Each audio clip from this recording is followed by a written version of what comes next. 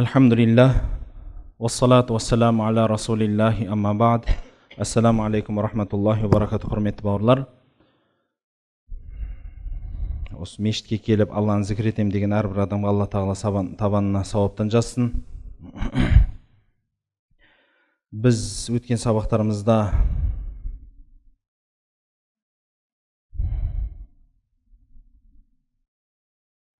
Хадж сүресінің 64-ші аяттарына келген екенбіз. Әрмен қарай жалғастырайық. А'уду биллахи минаш шайтанир раджим. Бисмиллахир рахманир рахим. Алам тара анна Аллаха саххара лакум ма фил арди вал фулька таджри фил бахри би амрихи ва юмсику ас-самаа ан тақа'a алал арди илля би идних. Инна Аллаха бин наси ла рауфур рахим. Алла тағала сізбенен бізге өзінің көп жерде қайталанатын, сізбенен бізге ол қайталау бекер еместігін білдіру мақсатында айтылатын аяттардың біреулерін былай деп баяндайды екен. Әләм тара, қарамайсыздар ма, көрмейсіздер ма? Анналлаха саххара лакум ма фил ард. Жердегі барлық нәрсені сіздерге бағынышты етіп қойды ғой. Вәл фулька, және теңіздегі кемені бағынышты етіп қойды. Таджри фил бахар би амри. Бұл да Алланың құдіретімен болады. Алланың бұйрығымен болады. Ва юмсику ас-самаа ан тақа'a алал ард. Аспанды жерге түсуден де ұстап тұрған сол Алла. Илля би идних. Алланың рұқсатымен ғана болады бұл нәрсе. Инналлаха бин наси ла рауфур рахим. Алла тағала адамдарға өте мейірімді дейді. Жердегінің барлығын адамға бағынышты етіп қойды. Байқайсыздар ма? Адам баласы жерде бейне бір патша сияқты өмір сүреді. Болмаса, шындап келгенде адамның күші басқа жануарлардан, басқа заттан ондай басым емес. Мысал айтыңыз, сиыр. Адамнан күшті ма, күшсіз ба? Әлсіз ба? Күшті әлбетте. Егер сиыр жыртқыш болса, не болар еді, айтыңыз? Егер сиыр жыртқыш болса, сиыр жыртқыш болса, 200 килограммдық жыртқыш, ойлаңыз. Немесе жарты тонналық бұқалар бар. 500 килограммдық жыртқыш. 500 килолық жыртқыш деген сөз, бұл оның жанында жолбарыс мысық деген сөз. Жолбарыс 200 кило болады. Бұқа 500 кило. Егер екеуінің де тісі мықты жыртқыш болса, ойласаңыз, немесе піл жыртқыш болса, 5 тонналық. Қалай болар еді? Түйе жыртқыш болса, жыртқыш болмаған түйенің өзінен қандай қорқамыз біз? Кейбір адам, түйе көрмеген адам жанына түйе барса, көзі шарашынан шыққан, басы дәу, мұрны енді ошақтай бір нәрсе келіп сізді иіскейтін болса, ана денеңіз түршігіп кетеді. Оны ұстап жүрген адам оны еркелетеді ғой. Бірақ түйенің жанына өмірі тұрмаған адамын қойсаңыз, ана жерде шыңғырады.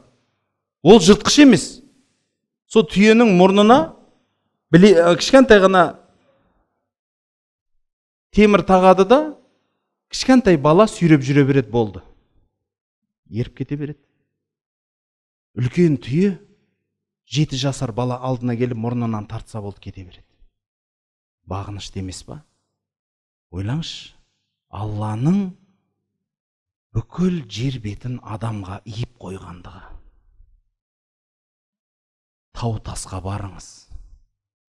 Тіпті адамнан күшті деген жыртқыштардың өзі шындап келгенде адамнан қорқады. Жер бетіндегі жыртқыштың бәрін тауысып бара жатырмыз. Байқайсыздар ма? Жолбарыс та қалмады, арыстан да қалмай баратыр. Ақ арыстан деген болушы еді. Ол жоқ, жер бетінде жоқ ол. Жолбарыстың бір түрлері бар, ол жер бетінде жоқ. Ойласаңыз, жер бетіндегі жыртқыштың ең үлкені қазір адам сияқты болып қалды. Оның себебі жер бетінің барлығын адамға бағынышты етіп қойды. Мә фил ард деген сөз бүкіл жерде деген сөз. Сол үшін біз жердің қойнауын қазып тұрып, ішінен кен аламыз. Жердің бетін іздеп жүріп егін егеміз. Бұның барлығын шамамыз жеткенше игеріп тастаймыз. Қалаймыз ба үлкен ор қазамыз. Қалаймыз ба сол орды бітейміз. Суды тоқтатамыз. Ол жерге электростанцияларын саламыз. Қарасаңыз, бұның барлығы біріншіден әуелі Алланың рұқсатымен және бұйрығымен болады. Көп адам ойлайды ғой сол үшін. Қараңызшы, адамның адасқандығы. Біреуге сәл ерік берсе өзі сондай сезініп кетеді да. Адамда сондай бір философтар ғой енді. Бір философтың айтқан сөзі бар. Адамның ақылдылығы сонша дейді, ол Құдайды да ойлап тапқан дейді. Ойласаңызшы, сондай енді ол ана кісінің ойында сондай пікір тұр да. Адам жер бетіндегі ең шексіз құдірет егесі. Ол сондай ақылдың мықтылығы сонша, ол Құдайды да ойлап тауып алдыр дейді. Жоқ дейді негізі ол. Сондай қып тұр ғой. Бірақ шындап келгенде ертең не болатынын білмейтін бейшара ғой адам деген. Теріс қарап тұрса, артында не болып атқанын білмейді. Мұрны жөнді иіс сезбейді, аң сияқты. Көзі бүркіт сияқты көрмейді. Қол аяғы киікпенен жолбарыс арыстан сияқты жүгірмейді. Ондай піл сияқты іш нәрсені көтере алмайды. Негізі шындап келгенде бейшара әлжуаз ғой. Қатты ыстық болып кетсе, ыстық деп жылайды. Суық болып кетсе, тоңдым деп жылайды. Қарны ашып кетсе, дым жоқ деп жылайды. Қарны тоқ болып кетсе, тасыраңдап, тайраңдап бәрін ұмытып кетеді. Негізі ойласаңыз, адам бейшара ғой. Бір ұстаз көшеде келе жатқан шәкірттермен келе жатыр екен. Сөйтсе бір бұрышта қатты жаңбыр болып тұр дейді. Бір бұрышта бейшара ит бүрісіп отыр дейді. Енді анау шәкірттері сол ит, енді жаңбырдың суы бар, ана ит сілкінбесін деп киімдерін тартып, ана иттің жанынан бүйтіп өтіп жатыр екен. Сонда ұстаз айтқан дейді. Неге одан жиіркенесің? Шындап келгенде сен содан да төменсің ғой деп. Өйткені ит бір адамның қолынан тамақ жесе, өмір бойы оны ұмытпайды. Өмір бойы көрсе құйрығын бұлғаңдатады. Керек па? 3 күн тамақ жесе сол адамның қолынан, сол адам үшін өмірін беруге риза ол. Ит өмірін беруге риза. Бірақ адам, Алла тағала оны өмір бақи бағады, өмір бақи қорғайды, өмір бақи аялайды, бірақ ол ешқашан Құдай демей өтеді. Аллахым деген сөзді айтпай өтіп кетеді. Ит құрлы шүкір де айта алмайды. Жер бетінің барлығын Алла тағала өзінің әмірімен адамға бағынышты етіп қойды. Тіпті теңіздегі кемелерді де дейді. Қарасаңызшы, кеме деген біздің ойымызда жеңіл болу керек, ана судан деп ойлаймыз. Қазір суда жеңіл кемені көресіз ба негізі? Кеме ешқашан жеңіл нәрседен жасалынбайды қазір. Темірден жасалынады. Темірден тонналық кемелер бар. 12 этаждық, 20 этаждық кемелер бар. Этаждық, түсінесіз ба? Табанынан бастап жоғарысына шейін саналы 20 этаждан тұратын кемелер бар. Судың бетінде жүретін. Оның сол 20 этаждық кеменің ішінде қызметшісінің өзі 3000 адам. Қызметші. Одан бөлек оның қанша заттары бар ол кеменің жанында. Моторы бар, басқасы бар, ішінде бассейні бар, қанша бөлмесі бар, бөлменің ішінде қанша керуаты бар, қанша заты бар, ішіп жейтін тамағы бар. Оның бәрін артса да кеме суда тұрады. Қызық емес па? Судың ішімен жүзетін сүңгуір кемелер бар.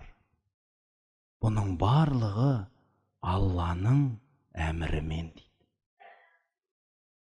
Осылай қылып Құдай жаратып қойған суды.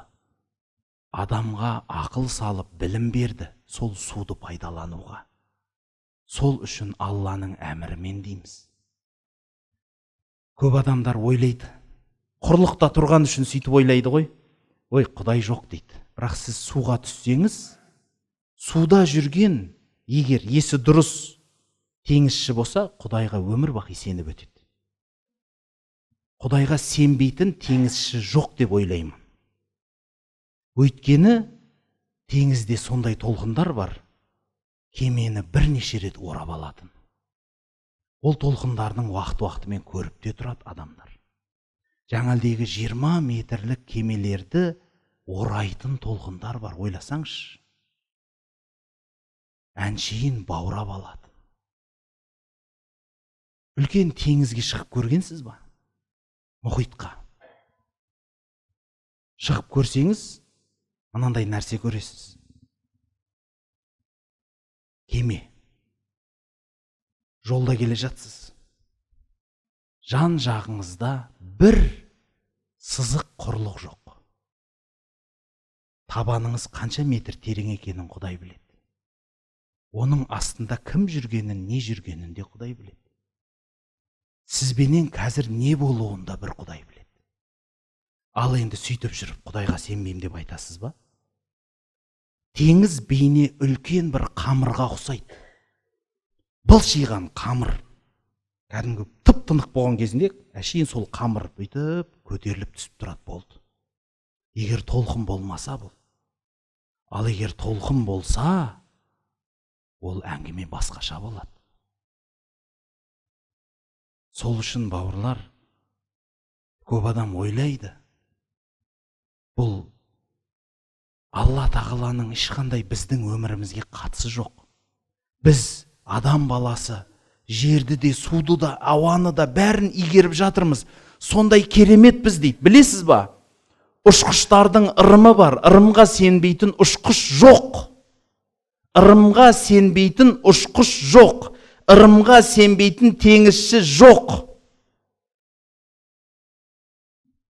Ырымға сену деген не, білесіз ба? Құдайды іздеу деген сөз. Өйткені ана жүрегі тыныштанбайды ғой ана жерде. Сіз ауада ұшып көріңізші.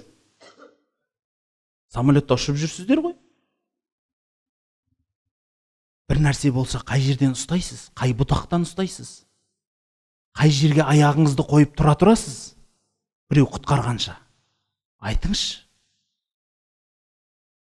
Әншейін әуенің ауадағы бір белгілі бір шұқырларға турбулентность түсіп кеткен кезінде адам зікірді қандай керемет айтады. Ықыласпен айтып кетеді. Сондай керемет хормен айтады. Құдай жоқ деген адамның өзі сол жерде үйрене бастайды. Маған үйретіңізші деп.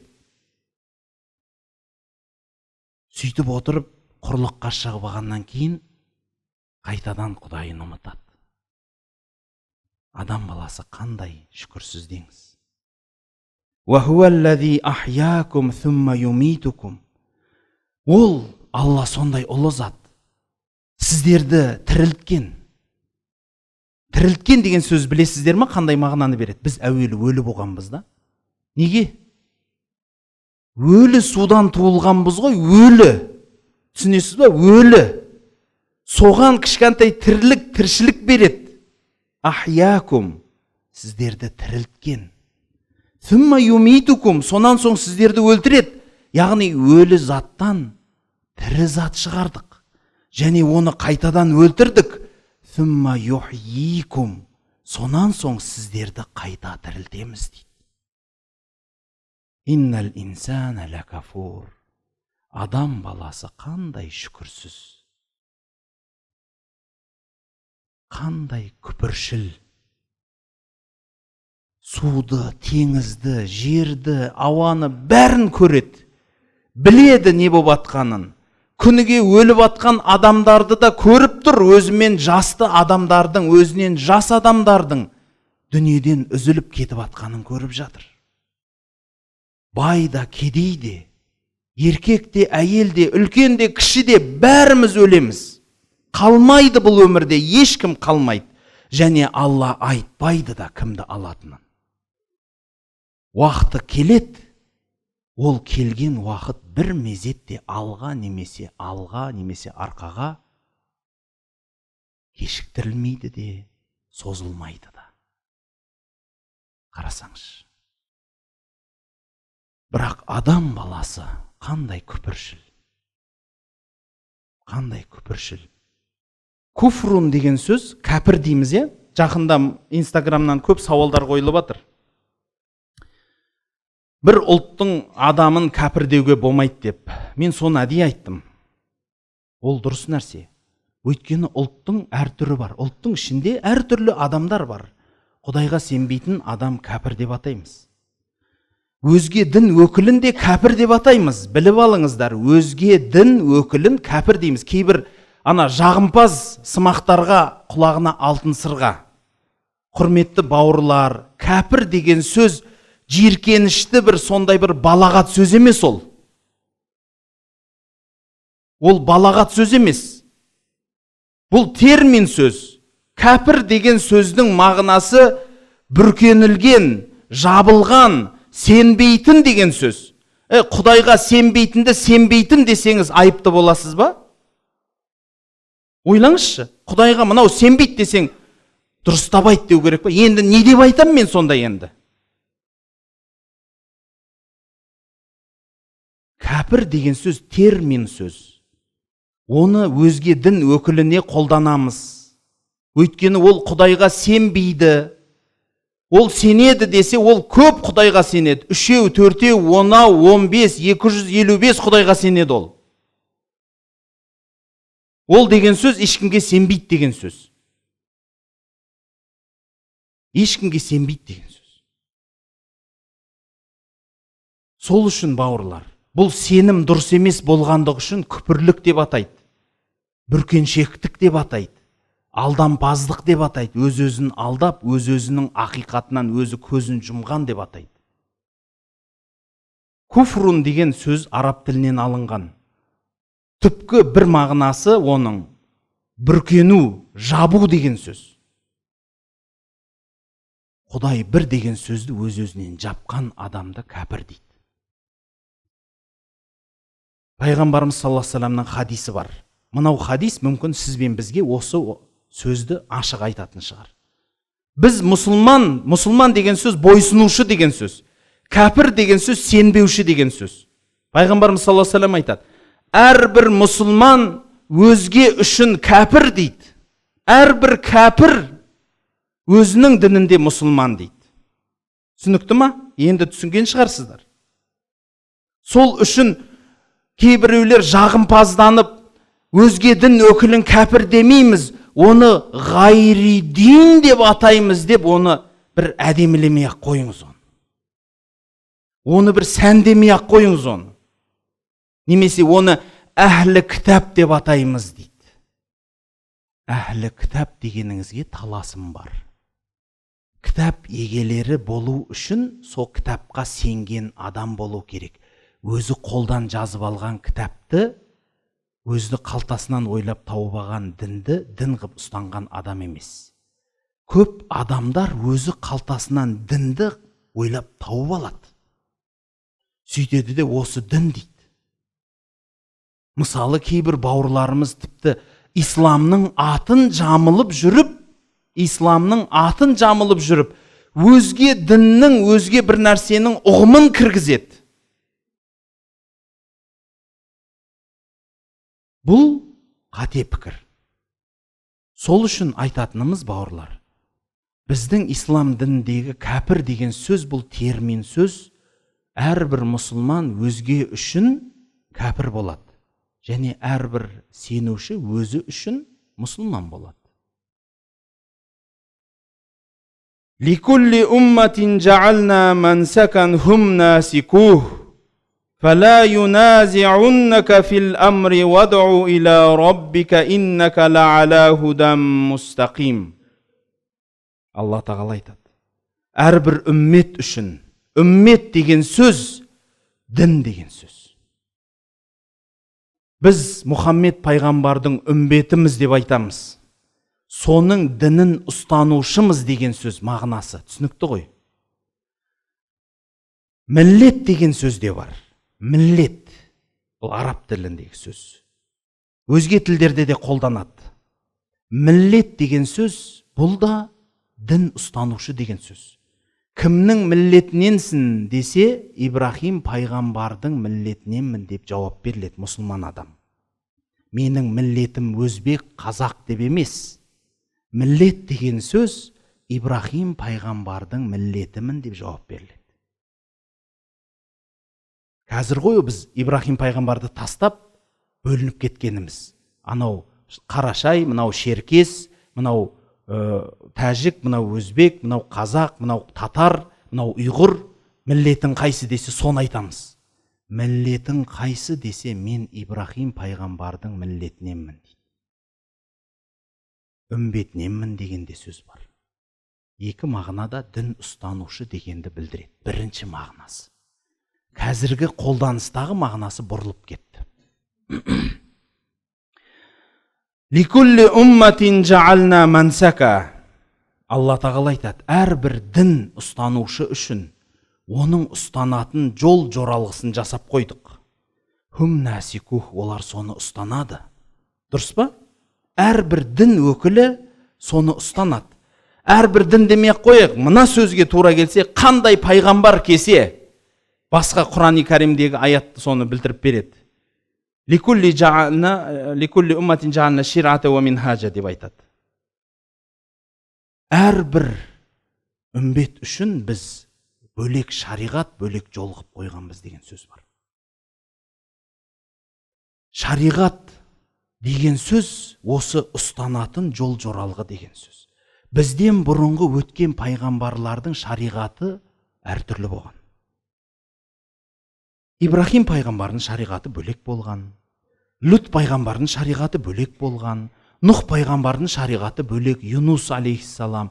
Қандай пайғамбардың атын айтыңыз? Мұса, Иса, басқа пайғамбарлардың барлығы кесе өзінің шариғатымен келетін болған. Шариғат деген сөз жүріс тұрыс заңдылығы, құлшылық, ғибадат ережелері. Яғни пәлен уақытта бүйту керек, түген уақытта мынандай жасау керек, мынандай сөзді көбірек айту керек, мынандай сөзден бүйту керек, үйту керек, ас, ішу, жеу туралы да мынау адал, мынау арам деген заңдылықта шариғатқа кіреді.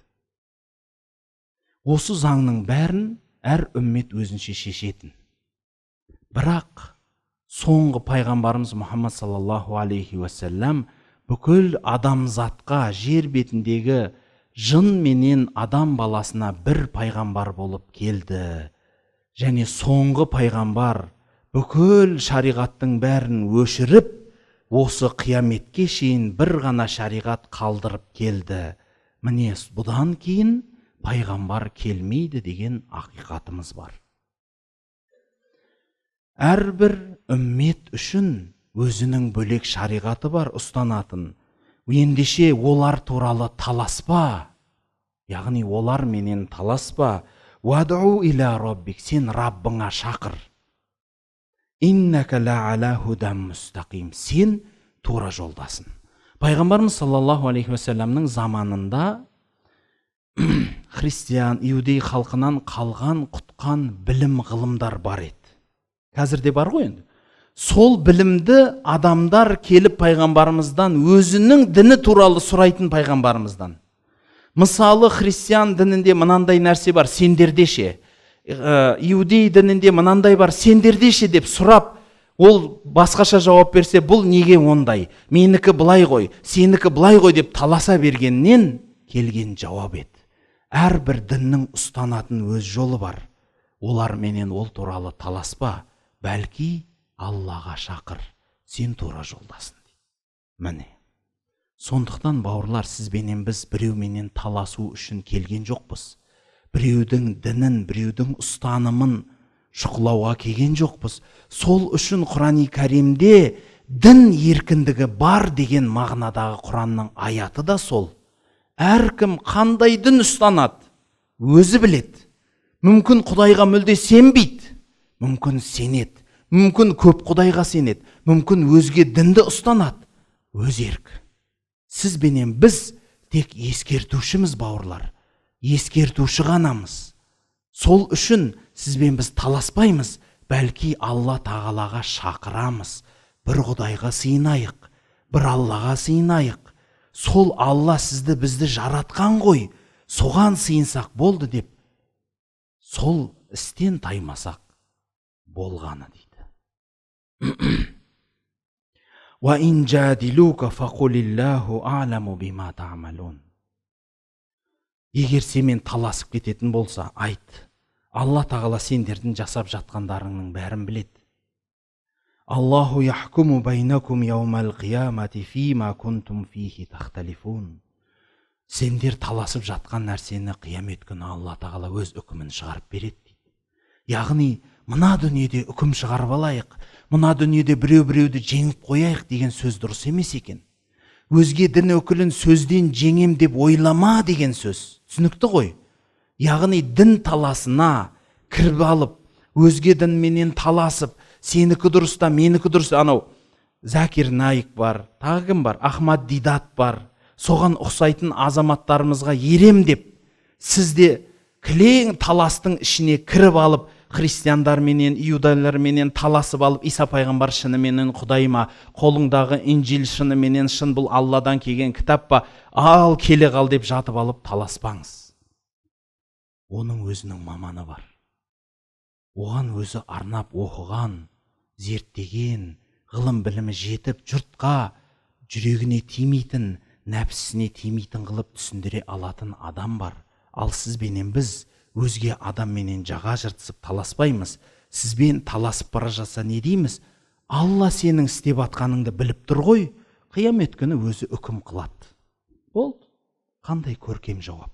Яғни сізбен біреу таласып атса, ой, сенің дініңде олай екен, біздің дінімізде бұлай, сендердікі дұрыс емес, біздікі дұрыс деп бара жатса, осы жерден тоқта, бауырым. Сенің істеп атқаныңды Құдай көріп тұр. Қиямет күні үкімін береді. Сау бол дейсіз. Сол үшін Құран-ы Кәримде не дейді? Ва иза хатабахумул жахилуна қалу сәлама. Егер оларға надан адамдар сөйлейтін болса, оларға ассалаум алейкум дейді. Яғни, саған да тыныштық болсын дейді. Тыныштық, амандық болсын. Болды. Мұсылман адам осындай адам. Өзгеге тыныштық тілейтін адам. Сізге де тыныштық болсын. Мен таласпаймын, жанжалдаспаймын. Мұсылман адамды жанжалшыл қылған топтар бар. Мысалы, Хизбут Тахрир тобы бар. Жанжалшыл болып келеді, байқайсыздар ма? Қазіргі кездегі жұрттың арасында тарқап атқан сәләфизм тобы да осыған келеді. Өйткені қарайсыз ба? Қай жерде жанжал бар, сол жерде сол кісілер табылады. Қай жерде жанжал бар, сол жерден ол кісілер табылады. Қай жерде соғыс бар, сол жерден сол үшін табылады. Өйткені жанжалшыл қылса, ол адам қолына қару алады. Сосын бүкіл үмметке зияны тиеді. Біздің ислам олай айтпаған. Өз ақыңды жегізбе дейді. Дұрыс, өз ақыңды жегізбе. Бірақ амандық тіле. Амандық тіле, тыныштық тіле, жанжалға, таласқа, жаға ұстауға барма дейді.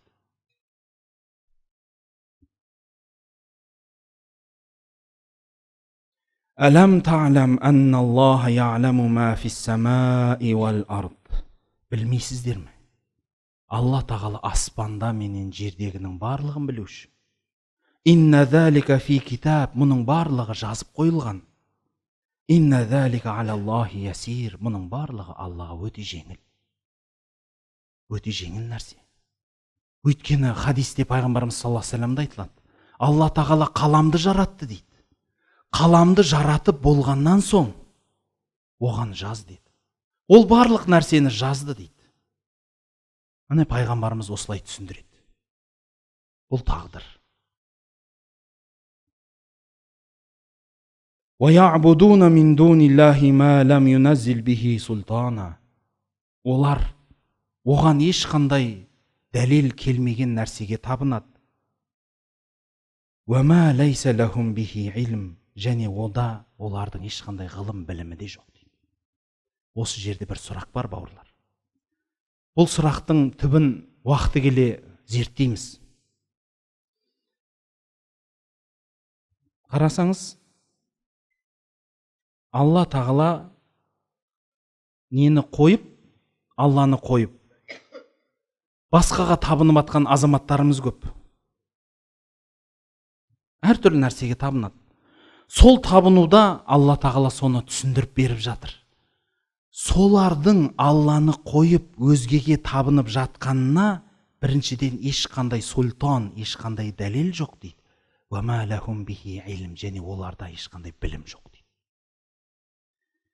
Неге осы жерде сызып атырмын қайта-қайта? Құран-ы Кәримде فَعْلَمْ أَنَّهُ لَا إِلَهَ إِلَّا اللَّهِ деген аят бар. Біздің медресенің алдында сол аят жазылған. Медресенің кіре берісінде жазылған сол. Алладан өзге Құдай жоқ екенін біл дейді.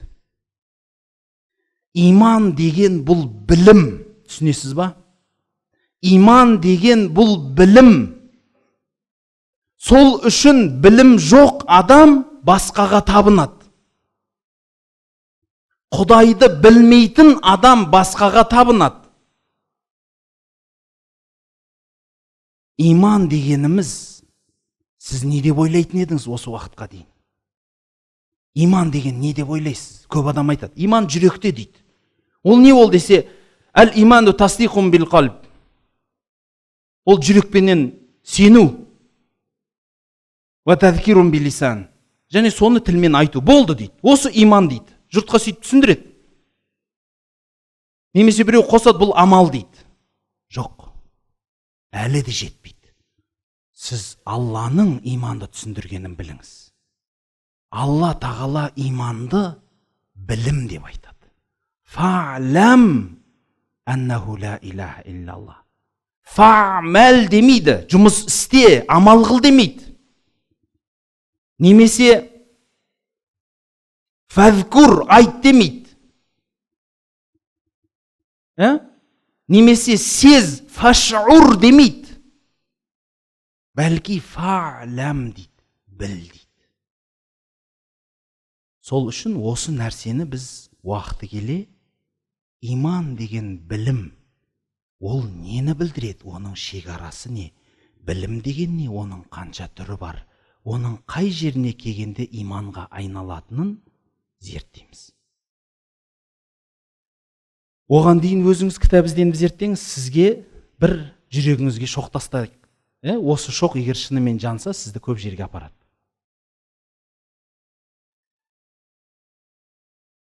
Сол үшін білімі жоқ нәрсеге табынған адам адасады. وَمَا لِلظَّالِمِينَ مِنْ نَصِيرٍ. Сол үшін залым адамдарға жәрдемші жоқ дейді. Айтыңызшы, өзіңіз ойлаңызшы. Бір адам ақымақ. Сіз оған бір жәрдем бересіз, екі жәрдем бересіз. Оның ақымақ екенін түсіндіңіз да? Тағы да жәрдем бересіз ба? Жәрдем бермейсіз ғой оған. Білдіңіз ғой оны ақымақ екенін. Ол бәрібір сондай адам. Мысал айтайық, бір адам арақ іше береді. Сізден ақша берші десе, бересіз ба? Ол ішетінін біліп тұрсыз да? Бересіз ба? Жоқ. Сол сияқты ғой. Сіз оған жәрдем бермейсіз. Өліп тұрмын, берші маған. Айналайын, нан алсаң берем дейсіз. Тамақ жесең берем, бірақ араққа бермейм дейсіз. Дәл сол сияқты бауырлар, залым, өз-өзіне залымдық жасаған адамға жәрдемші жоқ. Орыстың әдемі мақалы бар осы жерде, орыс халқында. Суға шөгіп атқан адамның судан құтылуға өзінің ғана шансы бар дейді. Түсінесіз ба? Яғни сіз суға түсіп атсыз ба, әрекет сізден болу керек. әрекет сізден болу керек. Сосын барып өзгеден келеді сізге. Ал егер суға батып бара жатсыз, екі қолыңыз, екі аяғыңыз тіке ұстап, бісміллә, кеттік деп бөтелке сияқты судың астына кетсеңіз, болды. Кете беріңіз. Егер шапаттап, құтқар, мен жүзе алмаймын десеңіз, сізге қарайды адамдар. Сізге кішкентай болса да қолын созады, бір нәрсе лақтырады, әйтеуір бері тарта бастайды. Ал егер үндемей қой сияқты қылқ-қылқ еткізіп бір-екі жұтым суды жұтып алып, болды ғой енді деп тұр, көзіңізді жұмсаңыз, кете бересіз.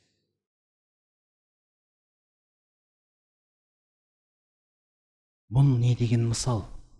Бұл мысалды мен сізге мына өмірлік жолыңызға айтып жатырмын. Сізге жәннат керек па? Сізге бақытты болу маңызды ма?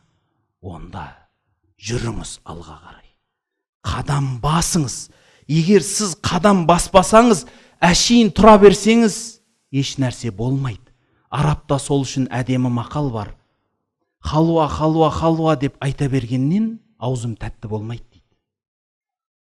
Дұрыс қой? Айтыңызшы, қанша рет айта аласыз? Дәмін сезесіз ба? Жоқ.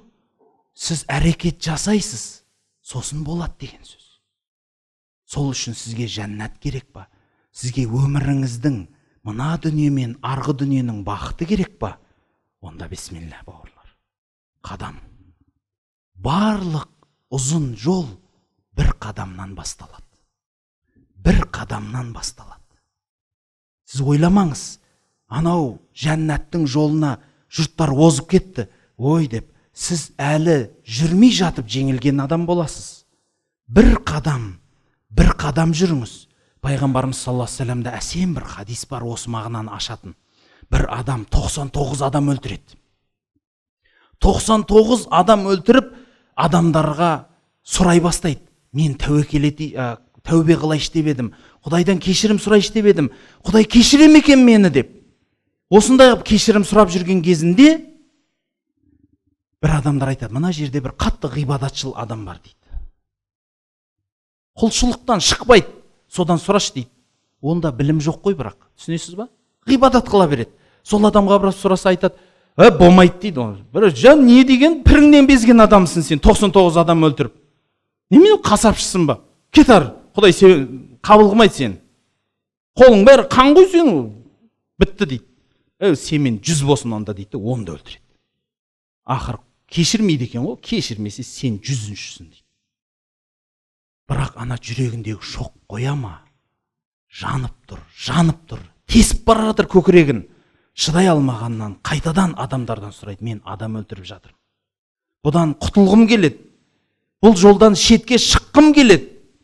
Не істейін?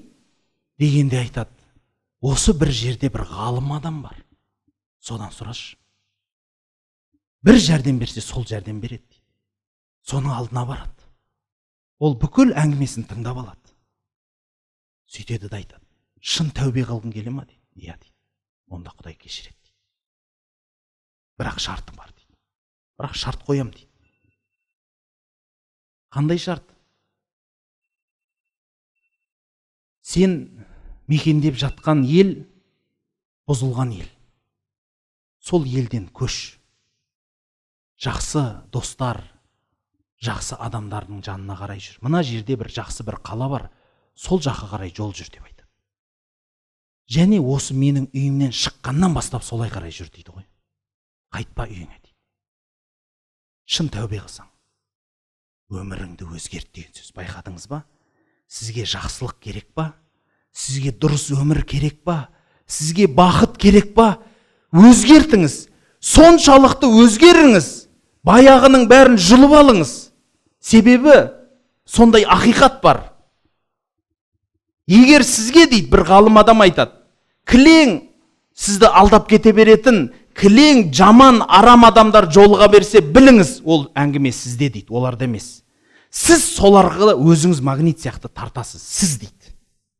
Сіз өзгерсеңіз, ондай адам сізге жоламайтын болады. Неге басқаға жоламай жүр? Өйткені сіз соларға өзіңіз барасыз. Сол үшін сондай ақиқат бар. Ана сөзді жалғап айтам мен әлі. Бір үлкен қала тұр екен. Баяғы замандағы қала ғой. Қала дегенде менің мағынадағы қорған деген сөз, крепость. Араб тілінде қал'a деп айтады соны. Қал'a, қала деген сөз түбі араб тілінің. Қал'a деген сөз крепость, қорған. Бір қорғанның есігінің алдында қария кісі отыр екен. Енді есік дарбаза ашылады, есігінің алдында сауда қылып жатыр. Сол бір шетінде қария кісі отырса, қалаға бір кіріп келе жатқан адам тоқтап, ассалаумағалейкум деп амандасады. Сөйтіп айтады: "Көке, сіз осы жерденсіз ба?" "Иә, осы қаладанмын." "Жақсы. Менде бір сұрақ бар еді." "Иә. Мен бір қаладан тастап қашып келе жатырмын" дейді. Әбден арам адамдар, бір-бірін алдайды, арбайды, залым, нәкәс, сондай бір жаман адамдар соны тастап келе жатыр. Мынау қала қандай дейді. Бұлда да сондай адамдар бар дейді. Сондай кетеді. Екінші бір адам жолығып келеді, әлгі қарияға келіп: "Ассалаумағалейкум, қария, амансыз ба? Аман есенсіз бе?" "Иә." "Мына қалада тұрасыз ба?" "Иә." "Керемет. Енді менде осы жолым осылай қарай түскесін келе жатырмын. Бірақ мен келе жатқан қалада сондай бір жақсы адамдар бар. Бір қимай келе жатырмын, керемет достарым бар, сондай кең пейілді жандар бар. Мына қалада қандай адамдар бар екен?" десе, "Сондай адамдар бар" дейді. Бұны тыңдап тұрған саудагер кісі ана қария кісіге келіп сұрайды: "Көке, сіз әлгі адам жаман адам іздеп еді, жаман адам бар дедіңіз, жақсы адам деп еді, жақсы адам. Бұл өмірдің ақиқаты ғой, бәр жерде жақсы мен жаман бар ғой" дегенде, "Жоқ, олай емес" дейді. "Сен қандай адаммен араласасың, сен сондайсың. Сол үшін сен жаман адамдар жаныңда ма, сен де жамансың. Бұл өмір. Сол үшін айтам, егер сіз өміріңізді өзгерткіңіз келсе, түп тамырымен жұлып өзгеріңіз. Өзгеріңіз, өзгертіңіз емес. Біреулерді өзгертпей ақ қойыңыз. Сіз ойламаңыз, ана біреуге келіп сен былай болып кет, сен былай болып кет деп. Ода шаруаңыз болмасын. Құранда 5-6 рет айтқан: "Вәлә тазиру вазирату визра ухра." Біреудің жүгін біреу көтермейді дейді. Сіз біреудің жүгін көтеріп әуре болмаңыз. Өзіңізді өзгертіңіз. Өзіңізді. Сол үшін 100 адам өлтірген адамға айтады: "Қазір үйіңе қайтпа" дейді. Тура әлгі жақсы адамдарға қарай жүр дейді. Ол адам жүреді. Жолшыбай, Алла тағала оның жанын алады. Ортада жаналғыш періште жанын алады. Жәннат пен дозақтың періштелері таласады екен. Дозақтың періштелері айтады дейді: "Біз алып кетеміз бұны дозаққа." Неге десе, бұл бір жақсылық жасаған жоқ, тәубе қылды, дұрыс. Бірақ бір жақсылық жасаған жоқ, 100 адам өлтірген бұл. Бұл алып кетеміз біз бұны. Періштелер айтады: "Бұл тәубе жасады ғой, жәннаттық."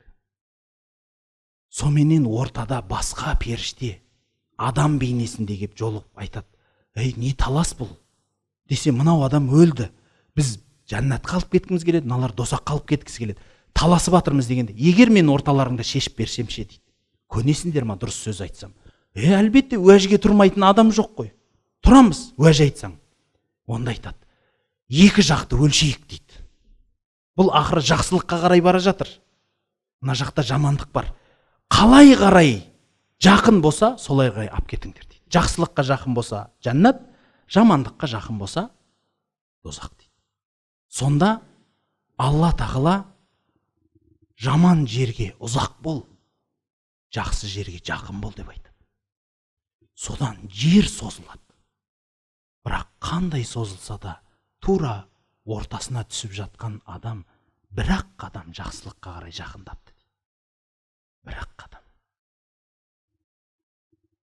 Бірақ сол үшін ол жәннатқа кіреді. Мен бұл хадис неге айтам? Әрбір жақсылық бір қадамнан басталады. Бір қадам. Оны біреу жасамау керек.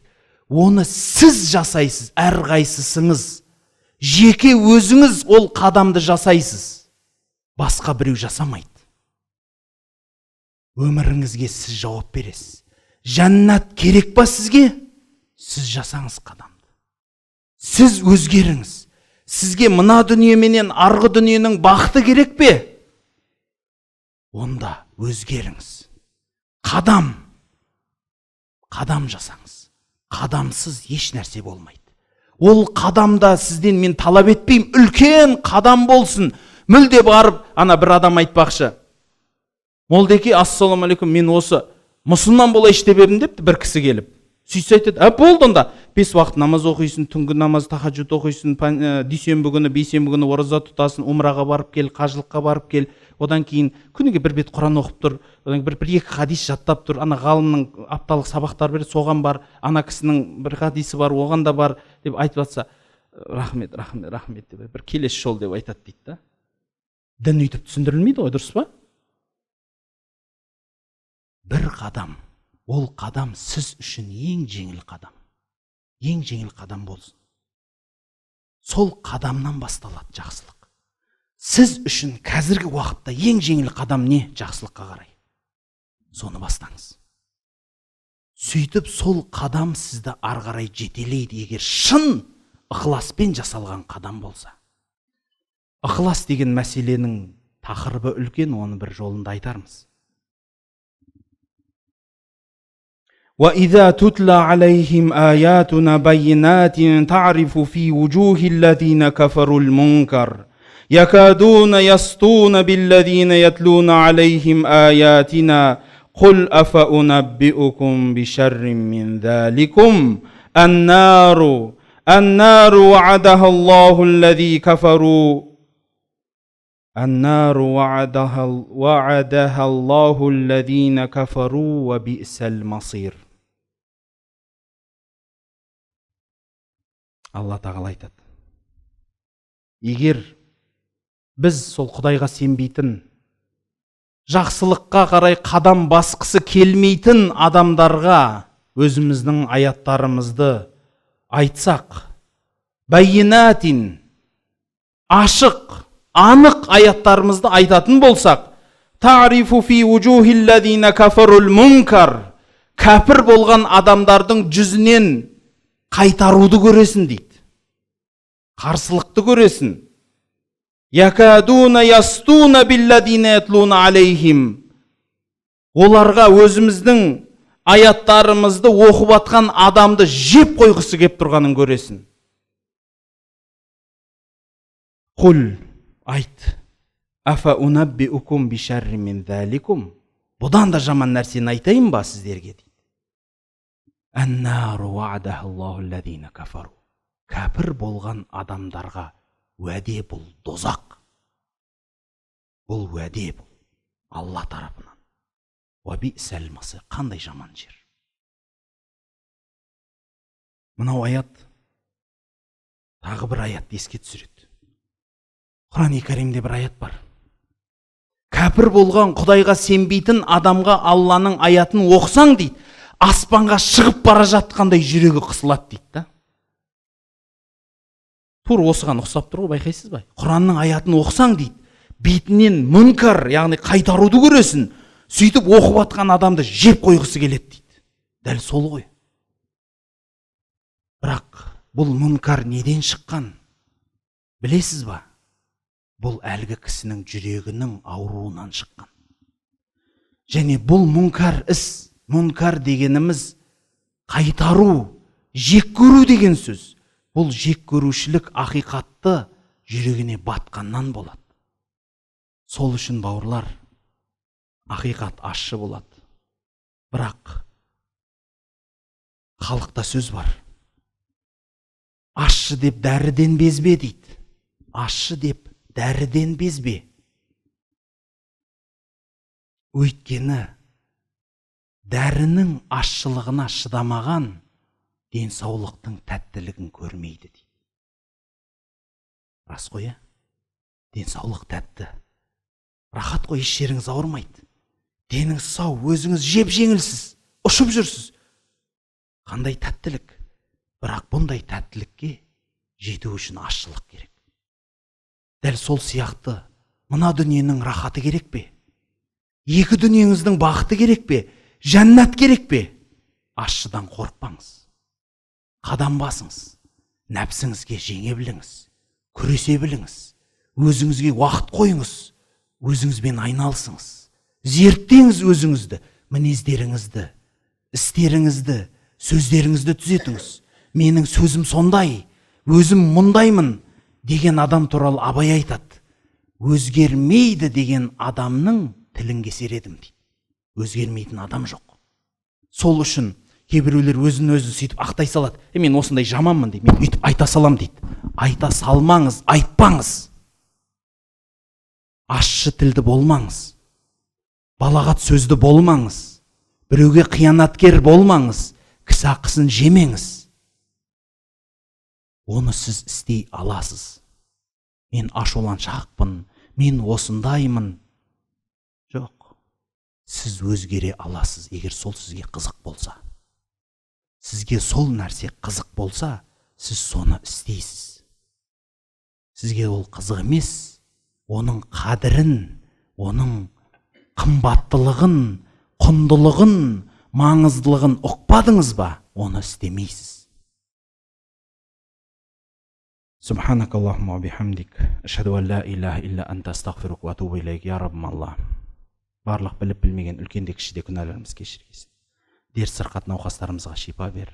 Дүниеден өткен мұсылмандарды жарылға. Я Раббым Алла, елімізге тыныштық, жұртымызға амандық бер. Исламға қуат бер, мұсылмандарға бірлік бер. Қол жайып отырған адамдардың барлығының дүниелік, ақыреттік қандай да тілектері, талаптары болса, соларды қабыл ет. Аллахумма салли аля сайидина Мухаммадин ва алейхи ва сахбихи ва саллим. Бирахматика архамар рахимин.